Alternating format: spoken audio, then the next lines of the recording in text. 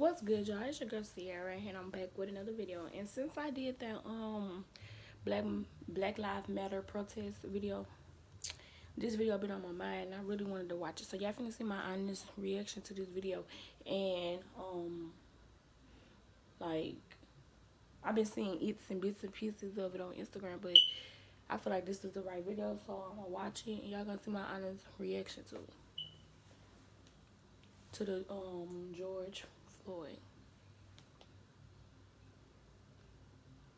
It's a Monday evening in Minneapolis. Police respond to a call about a man who allegedly used a counterfeit $20 bill to buy cigarettes. 17 minutes later, the man they are there to investigate lies motionless on the ground and is pronounced dead shortly after. The man was 46-year-old George Floyd, a bouncer originally from Houston who'd lost his job at a restaurant when the coronavirus pandemic hit. Floyd's death triggered major protests in Minneapolis and sparked rage across the country. One of the officers involved, Derek Chauvin, has been arrested and charged with second-degree murder. The other 3 officers have been charged with aiding and abetting murder.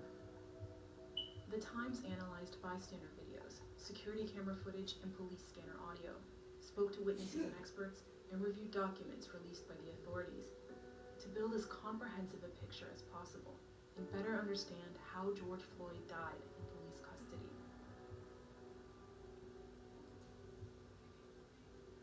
The events of May 25th begin here.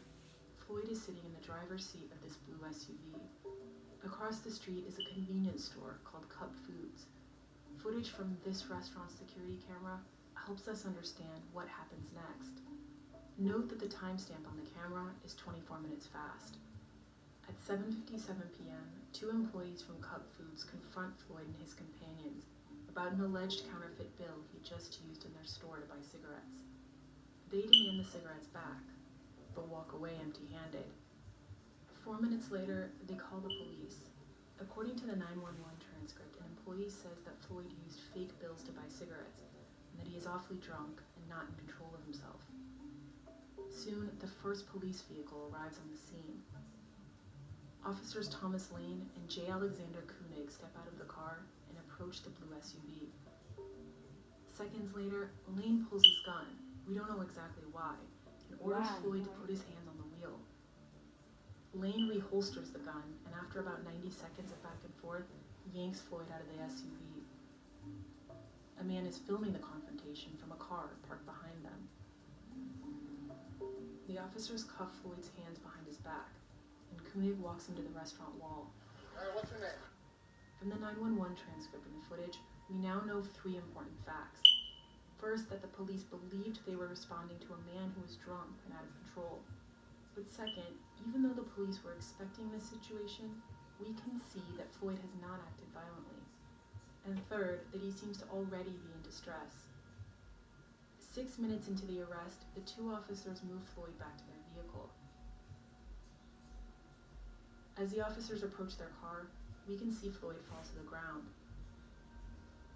According to the criminal complaints filed against the officers, Floyd says he is claustrophobic and refuses to enter the police car. During the struggle, Floyd appears to turn his head to address the officers multiple times. According to the complaints, he tells them he can't breathe. 9 minutes into the arrest, the 3rd and final police car arrives on the scene. It's carrying officers Tu Tao and Derek Chauvin. Both have previous records of complaints. They should have been already not police Tao was no more. once They sued had for them throwing like a man to the ground and hitting him. Chauvin has been involved in 3 police shootings. that should have been a sign right there, like Chauvin becomes involved in the struggle to get Floyd into the car. Security camera footage from Cup Foods shows Koenig struggling with Floyd in the back seat while Tao watches. Chauvin pulls. I feel like if you know that he got these records on him, why is y'all still letting him be a police?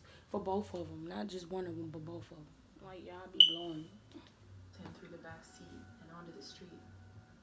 We don't know why. Floyd is now lying on the pavement, face down. That's when 2 witnesses begin filming, almost simultaneously.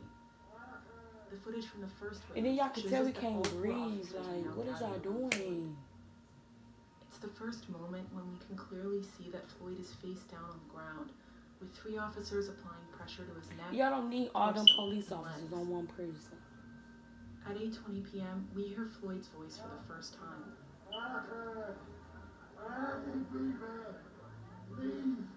The video stops when Lane appears to tell the person filming to walk away. The officers radio a code 2, a call for non-emergency medical assistance, reporting an injury to Floyd's mouth. In the background, we can hear Floyd struggling.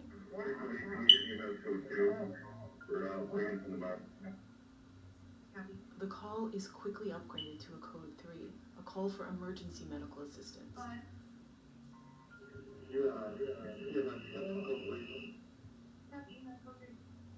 By now, another bystander, 17-year-old Darnella Frazier, is filming from a different angle. Her footage shows that despite calls for medical help, Chauvin keeps Floyd pinned down for another 7 minutes. 7 minutes? Like, what the freak? Like, can't see whether Koenig and Lane are still applying pressure. What do you want? I can breathe. he's saying that he cannot breathe. Why do y'all still got to do it? And then y'all telling him to get in the car. How if y'all on him? Like, come on now. Are y'all slow? Like, they blowing me. In the 2 videos, Floyd can be heard telling officers that he can't breathe at least 16 times. 16? 16. I cannot breathe. But Chauvin never takes his knee off of Floyd, even as his eyes close and he appears to go unconscious. He not, look, y'all, he not even moving no more. According to medical and policing experts, these 4 police officers are committing And then your little ugly stuff just standing there like, what the freak? Like, they've kept Floyd lying face down, applying pressure for at least 5 minutes. This combined action is likely compressing his chest, he not even making it moving. impossible to Like, breathe.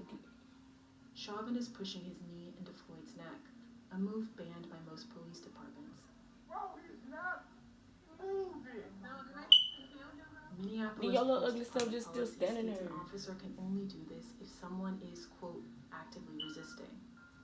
and he was not Even though resisting, the so why officers did you call do for medical that? assistance, they take no action to treat Floyd on their own while waiting for the ambulance to arrive. You think that's okay? Check his pulse. Check his right. Stop. Check his pulse. Check. The man ain't moved yet, bro. According to the complaints against the officers, Lane asks him twice if they should roll Floyd onto his side. Chauvin says no.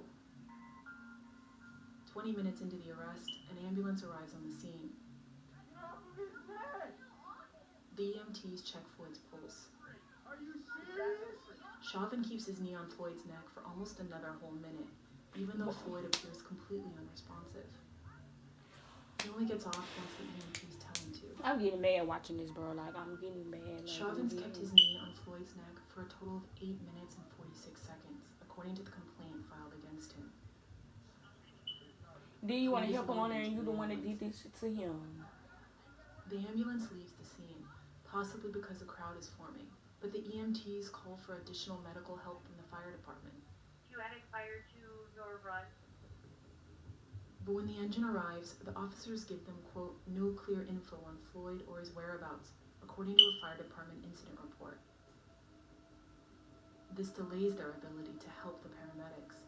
Meanwhile, Floyd is going into cardiac arrest.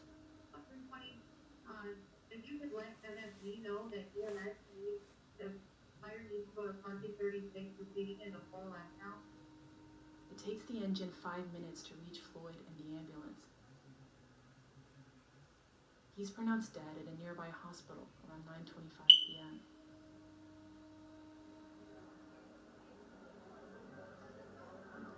Preliminary autopsies conducted by the state and Floyd's family both ruled his death a homicide.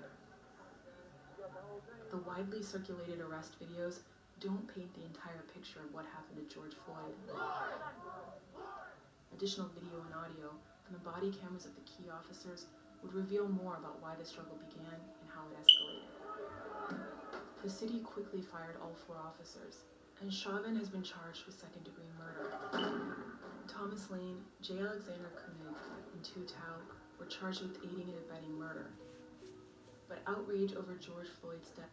Well, that's the end of the video, but like, I don't know how to react. Like, I really want to cry, but I'm not gonna cry because like, he telling you he can't breathe and you still on him. Like, then you telling him to get up. How the heck is he gonna get up if you on him?